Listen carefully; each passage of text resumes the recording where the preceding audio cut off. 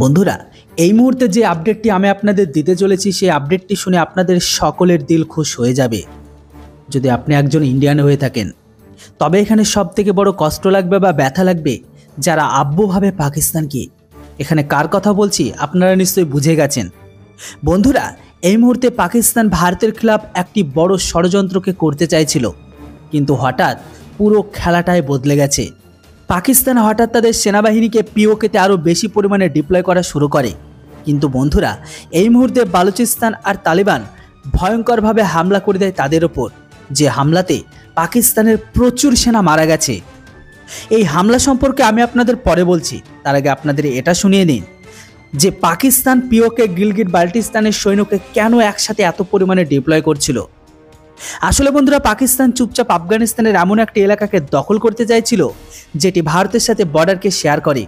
আফগানিস্তানের এই এলাকাটির নাম হচ্ছে খান করিডর, অর্থাৎ বাখান করিডর। পিওকে এর সাথে যুক্ত। আপনাদের বলে দিই যে গিলগিট বাল্টিস্তানের ভারতের অধিকার আছে। ভারতের আধিকারিক ম্যাপ দেখলে আপনারা বুঝতে পারবেন ভারত আর আফগানিস্তান গিলগিট আর বাল্টিস্তান বাখান করিডরের মাধ্যমে একে অপরকে কিন্তু যুক্ত করে। যদিও এই মুহূর্তে গিলগিট বাল্টিস্তান পাকিস্তান দখলের আছে, কিন্তু পাকিস্তানের পুরো ভরসা আছে কিছুটা সময় পরে এখানে ভারতের সেনা ডিপ্লয় হবে। পাকিস্তান এখন এই ভয়টাই করছে, যদি ভারতীয় সেনা গিলগিট বাল্টিস্তানে পর্যন্ত যদি পৌঁছে যায়, তাহলে তারা এই বাখান করিডোরের মাধ্যমে সোজাসুজি তারা আফগানিস্তানের সম্পর্কে চলে আসবে। আর যদি এমনটা হয়ে যায়, তাহলে এই স্থিতি পাকিস্তানের ঘরের ভেতরে পুরো তাণ্ডব লীলা চালাবে তারা। যদিও বন্ধুরা, এখানে পাকিস্তানের ভয় একদমই ঠিক, কারণ ভারত যদি পিওকে দখল করে নেয়, তার জন্য অ্যাকশনকে নেয়, তাহলে আফগানিস্তান বাখান করিডোরের মাধ্যমে তারা পুরো সমর্থনকে দেবে ভারতকে। কিছুটা সময় আগে পর্যন্ত পাকিস্তান আফগানিস্তানের নকশাকে সমীক্ষা করে বলেছিল যে আমাদের বাখান করিডর ভারতের জম্মু কাশ্মীরের সাথে যুক্ত, মানে তালেবানরা সোজাসুজি পিওকে ভারতের অংশ বলে জানিয়ে দিয়েছিল। এমতো অবস্থায় পাকিস্তান পুরো বিশ্বাস আছে যে ভারত যদি পিওকেতে ঢোকে, তাহলে তারা বাখান করিডোরের মাধ্যমে ভারতকে তারা সাহায্য করবে। তাই তো তারা ভারতের বাখান করিডোরকে কবজা করতে চায়। এই জন্য পাকিস্তান তাদের কিছু সেনাকে বাখান করিডোর পর্যন্ত পাঠিয়ে দিয়েছিল।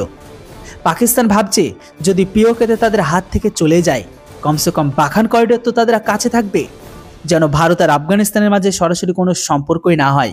তাই বাখান করিডোরকে কবজা করার জন্য পাকিস্তানের আইএসআই চিফ তাজিকিস্তানে পৌঁছে যায়। তাজিকিস্তান থেকে আফগানিস্তানের শত্রু বলা হয়, তবে এখানে মজার বিষয়টা দেখুন, তাজিকিস্তানের বর্ডারও কিন্তু এখানে বাখান করিডোরের সাথে যুক্ত। কিন্তু এত কিছু হবার পরেও তালেবান কোথায় চুপচাপ বসে থাকে? অবশেষে সেটাই হলো যেটা হওয়ার ছিল। একতরফা আফগানিস্তানের তালিবান পাকিস্তান সেনার ওপর হামলা করেই দিয়েছে, অন্যদিকে আবার বালুচ লিবারেশন আর্মি পাকিস্তানের একটি পুরো বাসকেই ধামাকা করে উড়িয়ে দেয়। বালুচ আর্মিরা পাকিস্তানের সেনাভর্তি বাসে ভারতের পুলওয়ামার মতনই ধামাকা করে, যেখানে পাকিস্তানের সেনাবাহিনীগুলো একটি বাসে ভর্তি হয়ে যাচ্ছিল, আর সেই বাসটিকে বালুচ বিদ্রোহীরা সম্পূর্ণ ধামাকা করে উড়িয়ে দেয়। যদিও কিছু ইউটিউবের পলিসি অনুসারে আমি সেই ভিডিওটা আপনাদের দেখাতে পারছি না, কিন্তু সোশ্যাল মিডিয়ায় ভীষণভাবে ভাইরাল। যে বাসে ছিল টোটাল 45 জন সেনা, আশা করা হচ্ছে একজনও বেঁচে নেই। এই ঘটনা দেখে মনে হচ্ছে পিওকেতে কিছু না কিছু কাণ্ড অবশ্যই হবে। তবে বর্তমান সময়ে বালুচদের এই কাণ্ড দেখে পাকিস্তানকে সবাই একটাই কথা বলছে, পাপ কোনোদিন বাপকে ছাড়েনি।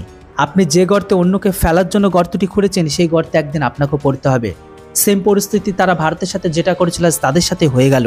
আজ থেকে কিছু সময় আগে অমিত শাহ একটি স্টেটমেন্টে বলেছিল যে পিওকে খুব তাড়াতাড়ি ভারতের সাথে যুক্ত হতে চলেছে। আর এই স্টেটমেন্টের পরে পাকিস্তান তাদের সেনাবাহিনীকে গিলগিট বাল্টিস্তানে পাঠিয়ে দিয়েছে।